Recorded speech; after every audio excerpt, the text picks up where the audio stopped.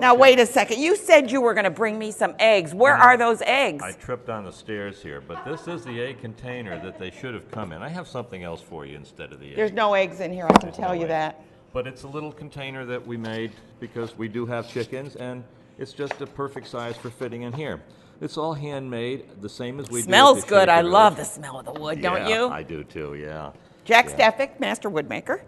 Wood carver. What this has done is the same methods that we would have done 200 years ago with the shakers. Do you dowel? Is it dowels? There's no dowels in it, but it's a pegged. It's a dovetail joint. Okay. And the dovetail joint is what holds it together, and then this is lapped over to hold that. But the dovetail because they didn't use nails. Nails were expensive. Nails were basically handmade by a blacksmith, and they were very expensive. And they used to if they went to a dump or wherever people threw things, they looked for nails there. Pioneers, when they went farther out west, they would burn their homes down to take the nails with them. Yeah, the nails were the expensive part. The wood was just there all over the place. Exactly. So anyway, in order to make something like this, I would take a rough cut piece of wood like this, cut to size. The way I would cut it is on my bench hooks. It smells like cedar. Is this cedar? No, this is pine. What is it? Pine. This is Eastern white pine.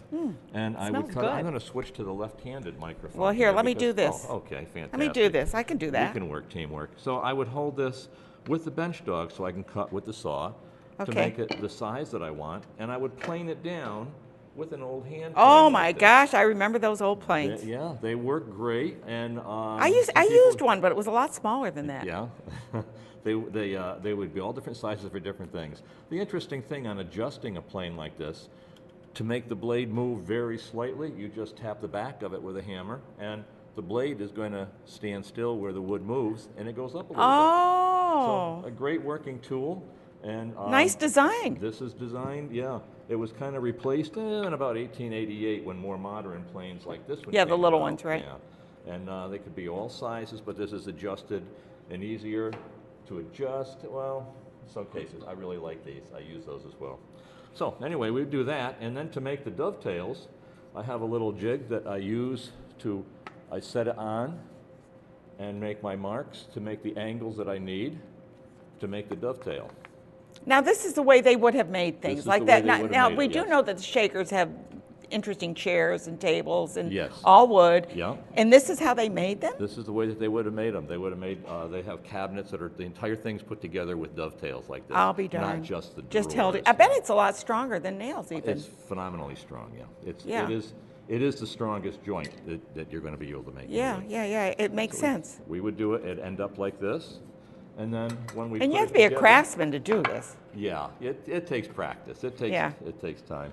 And this is what the box might, in progress. In this particular box, it's a 10-degree bevel. The dovetails are holding it together, and the dovetails have strength in one direction, but really not a lot in the other. This side, I could actually tap that out. Tap it out, right. Yeah. But what I'm going to do with this is I'm going to put the handle in here so that it holds it in place. It holds it in place. There'll be a mortise and tenon joint here. Yeah. And that's how we make them. Now, do you do the demonstrations there? I do demonstrations like that here. Yeah. Okay. And do they? And I should ask Sean. Do you sell these items there? Some of our craftsmen make oval boxes and other authentic shaker reproduction items, and we sell them in our store. We also have a cafe that's open every day for lunch and snacks. But people like Jack are so popular with our visitors because he engages people in such a lovely way. He's a talker, isn't he? Really able to get across what was so ingenious and wonderful about the shakers and their way of doing things, their wonderful sense of design and craftsmanship, and we're so indebted to him. Yeah, I know Jack does a great job, and I've seen a lot of the work that he's done. He does some really interesting pieces. Maybe not the shaker style, but he does a lot of really wonderful pieces. And this is the style box that I'm making now. It's finished. It's adorable. It's got the dovetail joints. This is cherry with the traditional oil and wax finish on it. It is not tendon through. It does have some pins through there to hold it together. But this is a sample of some of the boxes that you'll be able to get there, some of those that I made. Be great there. For your desk, right? This is actually for your desk or wherever you'd like it. I'd like to give this to you. Oh, my goodness. So, well, I can use this on my desk, I can tell you. Probably this desk right here. Great. Thank you. Thanks, Jack. Jack. Thank you very much. Good to see you.